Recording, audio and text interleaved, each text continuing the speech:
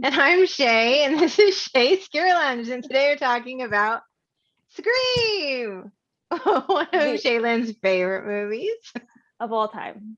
It's incredible. Really, of all time, of all time. I mean, I do have to be honest. Oh my God. I wasn't a big fan when you were like, "Let's do Scream," and I was like, "I don't know about that." But then after I rewatched it for this episode, see, I watched the movies for the episodes, so shut it.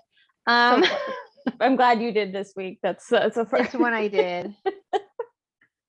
So I watched it and it was like, you know what? That's not bad. I really did underestimate it. And I think it's because when I first watched it, everyone hyped it up and then told me what happened, or they told me who did it. There will be spoilers. We're going to talk about if someone hasn't seen Scream, I think it's had its 25th anniversary, then you deserve all the spoilers because you missed the boat. Right. This came out in 96, so I didn't see it right away. I was in 6th grade in 1996, and although I was probably watching worse things, I didn't see this till 98, and then I was just obsessed. No, like Scream. No, I know, but you watched it first, and that's like the worst part. But I shouldn't have been watching that, and it was more like I was exposed to it. Scream. I watched it. I had the VHS. I had the one with Courtney Cox on it. I don't know if you remember those, but like they all had different. I did not know that. No, I wasn't as into I didn't really as you were. Gale Weathers. I think my mom got it for me at Blockbuster or something. I don't know. Either way, I used to rent it every week until I finally just bought it because that's what people used to do. Way back in the day. And then I just watched it like every day. I probably still watch it most days. Like in college, I would make my roommate Jackie fall asleep to it, and she's still scarred by that. I understand. I understand this. Yes, you had the experience with Jaws. With Jaws, yes. So yeah, I absolutely understand. Scream's on the level. It's just so comforting, It's a good one. I really enjoyed it. I mean, there were maybe because it is dated with a lot of the references. Like there's what? Like, what do you mean? Do you mean like the cell phones? I mean, not cell phones, like cordless phones. Obviously, right? The old cordless phones and landline in general is like outdated. Landline, yes. But like also, it's like the reference to Ricky Lake or the other little references, and I was like, that's a little dated, but it's okay because I get it. But it's directed by Wes Craven, who is just amazing. What's not dated is the fashion of the film. No, it is good. I do like the fashion. Tatum is the style icon. My Tatum style. Tatum Riley throw to that. I told you had to crop it or else it doesn't count. Okay, well you can't see. Okay. Sydney and it's supposed to have a 10. Yeah, I didn't think you'd want to write a 10 on there, and I would, but I did not have time, so I didn't. But so you pointed out that maybe that's a throw to Johnny Depp, because I thought he was a 10, like saying she's a 10. Like no, well, I can see that, but it's actually a throw to Wes Craven's Nightmare on Elm Street, where Johnny Depp is wearing a jersey crop top with the number 10 on it. Which, yes, at the time we've talked about male crop tops, which are lovely. I wouldn't mind bringing those back. We can bring them back. I do love that 1, 2, and 3 all have an all-star cast. Like it's an all-star cast, and you don't realize it. Like sequels, like they don't have the same people, and they don't have like an all-star cast. But I started watching 2 because I love everybody in it. Everybody, and I was like, what? Timothy Olyphant, and I love him. I love him on Justified for a couple days, and he is just like as dreamy as you would imagine. Oh, I just adore him. And I was just like, when I saw the cast of part 2, I was like, okay, now I have to watch it. Yeah, just because he's in it. He's not in the 3rd one though. You made it that far, right? I'm sorry. No, you ruined it for me. So now I'm not watching 3. Thanks. Well, not watching that one. I'm gonna spoil them all for you because the whole premise of these films that kind of angers me is it all goes back to blaming Sid's mom for cheating on the dad. So basically, it's women shaming, and it's slut shaming. Let's be honest about that. It really is. it blames the mom, and I'm like, well, maybe if the dad didn't suck, but whatever. So Or that whole thing, maybe if it was a time where we can talk openly about unhappy marriages, of course, or which I'd like to think we can if do that, but it's still, we're in a weird, I know, or if Ski Ultra's character wasn't a fucking tool and a. I think you're referring to my favorite greasy skeet that growing up I just thought was the hottest thing in the world. Yes, he was always referred to as poor man's Johnny Depp, but he's actually like gotten better looking now. I was telling you. Did you know? Fun Riverdale. fact, David Arquette actually auditioned for the role of the boyfriend. I mean, it doesn't surprise me, but they went, no, but thank you. And they even pointed out that they went with a Johnny Depp-esque character. So you were surprised to find out that Wes Craven is the one. It's actually in it. Yes, there is a scene. Everybody knew that. Okay, I'm sorry. I did not know that. And then I was like, what? Whatever. So Henry Winkler, first of all, anything with Henry Winkler in it is golden anyways, period. He's, I love him. He's an icon. He's amazing. Of course. Like what? We got Henry Winkler.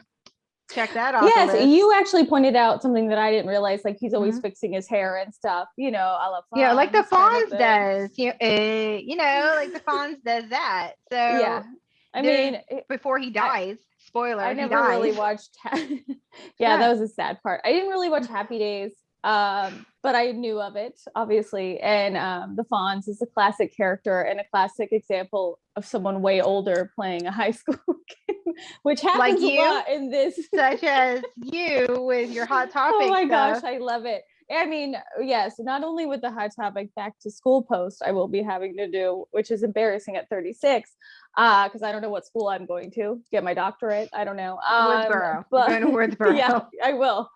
But on a similar note, I did a commercial years ago, and I was cast with people who were actually in their early 20s, or like I think most of them were 19. And they're like talking about how old 23 is. And at the time, I think I was 36. So I'm like, go fuck yourself. I felt, I was the Steve Buscemi meme. I'm going to post fellow that. Kids. That's me. I worked at a restaurant here. I live currently in a college town. And so I was working back again. I'm in the kitchen and I heard, I like Maroon 5 because like my mom liked Maroon 5. And you were like, yeah, when the whole conversation was just about how old people are, and these people didn't realize I was like 10 years older than their idea of old. I was like, God, I try to take it with a grain of salt and think I was also that annoying when I was that young. Well, you still are. It's okay. I mean, in my mind, I'm always 12 and I'm always in love with Scream. I used to reenact this movie. If I ever find that VHS, it'll win an Academy Award. I want it. I want to see it, and I want to post it on our Patreon page, and I want it. It's so good. I mean, it's so good and terrible. Like I remember I basically played every character, but my friend Ria was also in it. But the scenes we did mostly were like the opening scene, we actually, I think, did parts of Scream 2 and 3, actually. I was Jada Pinkett at one point, but I used a real knife, and I remember we were showing it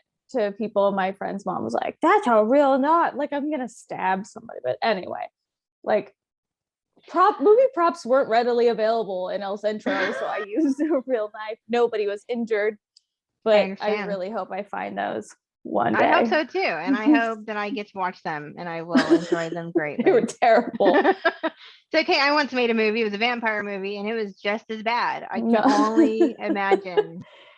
But anyway, go ahead. Yeah, I know. Yes. I do want to talk about the opening sequence of Scream. Yes. Because I do love that you bring on a relatively well-known person as a She was supposed to be the main. And then they die within the first 15 minutes of the movie. And I think that's awesome. And it gives you kind of like I don't know what's going to happen now because my main person, Drew Barrymore, is now dead. Okay. But that was a shock. This Jada Pinkett, she's dead. Like, that's you're true. Like, whoa, yeah, the big... you don't know who's going to get it next is like that. They want to flex right away on like, hey, we can afford this person, but only for one day. So then we're going to kill them. Only for one scene. Yes. And then we had to like let them go. But when they do that in different movies as well, like, was it that one Deep Blue Sea that killed Samuel L. Jackson within the first 20 minutes of the movie? He was in a while though. Like, he's in like more of just the opening scene. But it is surprising because you're like, whoa. You know, he shark just comes up and goes, and I'm like, I kept thinking he was going to come back. It is a very weird, odd movie. Where there's a parrot, but whatever. Hello, Cool J. The parrot, just I can't. My hat is like a shark's fin. Anyway, that whole song, that whole movie is just so ridiculous. But with Scream, I remember somebody told me, I think she was supposed to be Sydney's character and said no, but she said she would do something. And so I could be totally wrong, but somebody told me that before. They probably lied to you. I just remember thinking she was like 30 doing that. Once again, I feel like everybody during that time looked 30. Yeah, back to Scream. What I thought was interesting was, so what is his name? The boyfriend's first name? Billy Loomis. I can't remember. I knew his last name, but not his first name. The cop says it. The cop was in a different movie too. What, Halloween or something? Nightmare on Elm Street. Oh, he is. Yeah, he's so young. Oh my gosh! Like you can still tell it's him, but obviously. Anyway, sorry. Go ahead. Sue and Billy have a very weird relationship, and I don't know if you've noticed it, but Stu gives him like eyes, like the whole fucking movie. You think he's in love with him? He's just like in love with him. So every time he talks, he's just like, like, and I'm just like, are you? I mean, how can you not erotic? Like, I can see kind of why you went and killed people with him, because you were clearly in, like, that's my theory. I mean, that could be a thing, but also Skeet Ulrich is just, he's gonna appeal to men and women. He's a good-looking guy. He's a good-looking guy, yeah, for sure. Even with that hair, that hair bothers you so much. But you know what? It's so in greasy. Part 2, the hairstyles were the same. Like, if other than I liked Gail Weathers' hair in the second with her highlight, and then he's like, nice streaks. Yeah, they were weird. They weren't great. I'm gonna do that, Bob. Her hair gets way worse in the third with the bangs. With the bangs, with the long hair. Yeah, it's very bad bangs. There's a whole meme. It's really cute. I'll send it to you. It's like, if you think you're having a bad day, think about Gail Weathers' bangs in Scream 3. And she writes back like, wow, the fuck? Like, thanks a lot. I love Scream. I've always loved it. There are certain lines that still anger me, mostly because the dialogue of this film just sticks out in my head all the time. Much like Titanic. Angers you? So when you're watching the opening scene, right? And the parents come home and they're looking for their daughter who's missing. But the dad runs down the stairs and the mom's like, where is she? And he's like, where who is? Like, what the fuck do you think? You're looking for your missing. Like, it's always made me angry. And maybe he hadn't understood that she was missed. But that line just always, I'm like, what do you think? Like, you lame-o. That and, oh God, what was the other one? Oh, and the hair, and Sydney using the hairbrush after they bang in the parents. But they're in someone else's house, right? Like, why are you using someone else's hairbrush? That weirded me. I was like, ew. Also, you're doing it on their bed. I guess bad seeds like them used to do stuff like that. I was a very good girl. I didn't do that.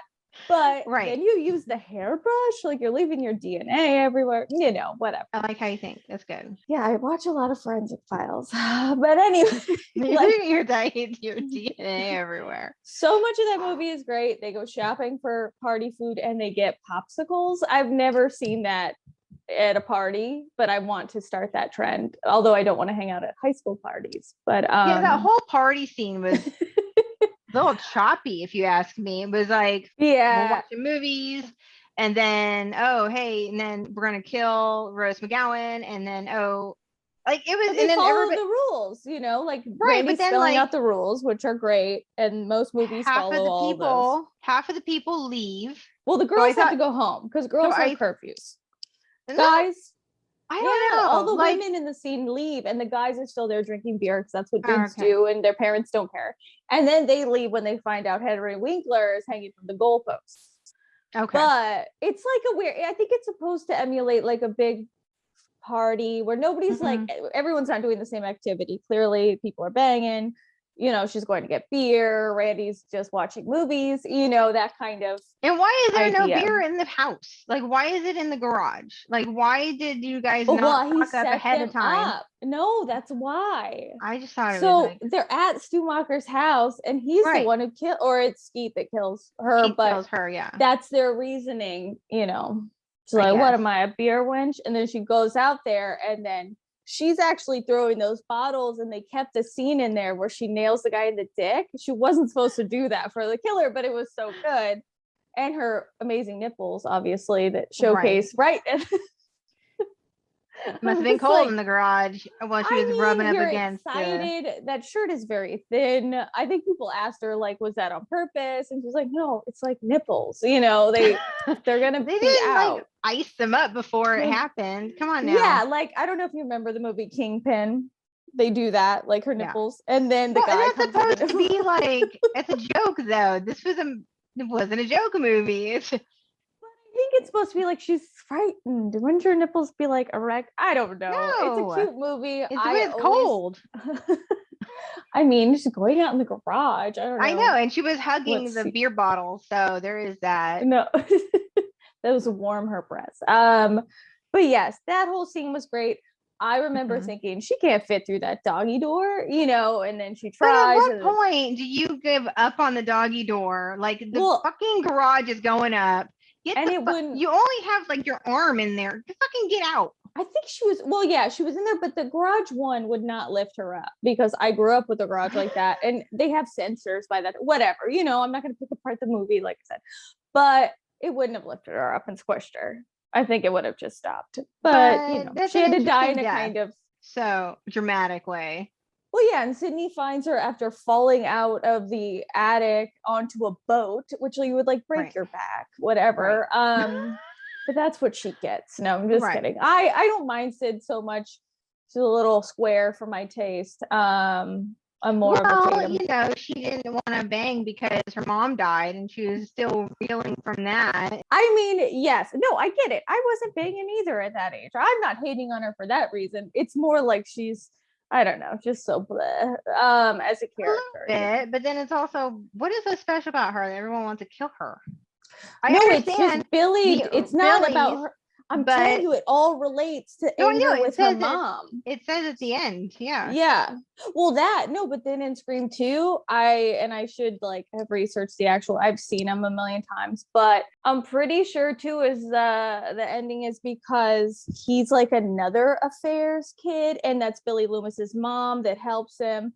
And then in the third one, oh no, that's the one. The third one is another like child of a dad. Third one is it's like her brother or half brother who like the mom apparently ditched because she went and started a new family. I'm telling you, it's always blaming the mom for having these affairs, and I'm like, gosh, come on, whoever made they're so great though. Like a little bummed that Jamie Kennedy died in part 2. I feel like that's a character who should have kept going. Scream is one of those movies that just represents such a beautiful time in history that you only really knew if you were there. Like people watch it now and they think they understand certain things, but like you're saying, the outdated references, which include the video rental store, which there is one last Blockbuster left, in Bend, Oregon, but for the most part, we used to do that every Friday. We'd get dropped off, go get movies for an hour or look around and then get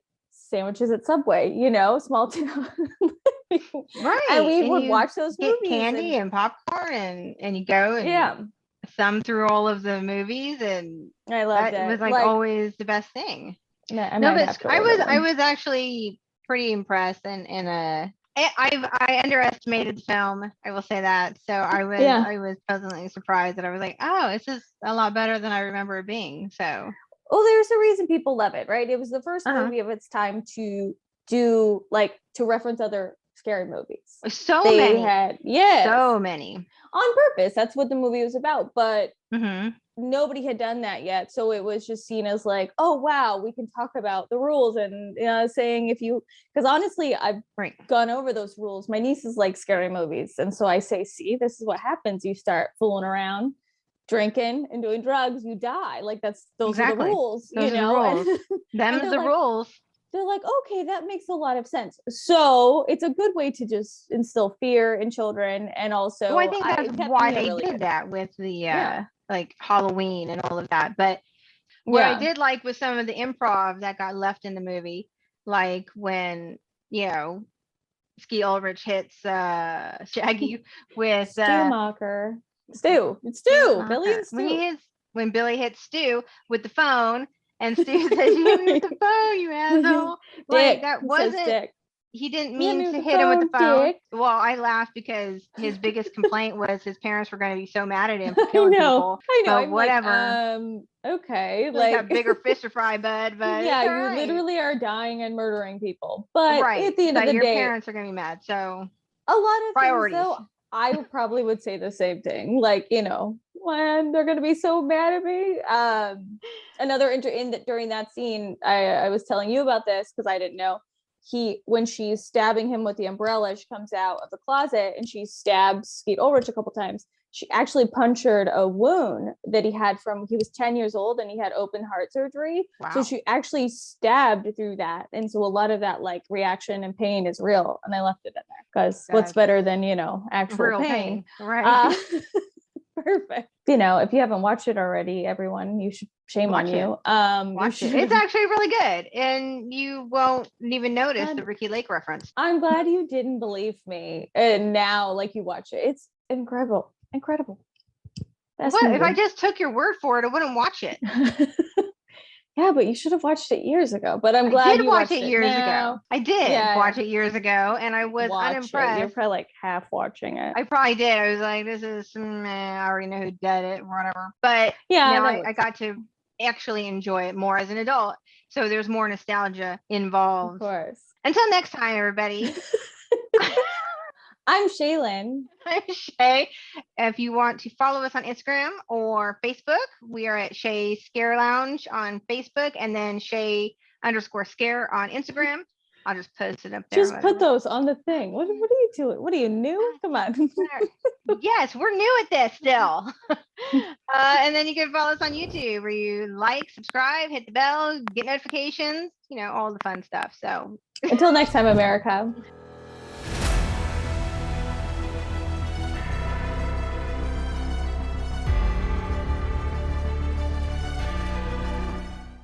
The killer. I'm recording.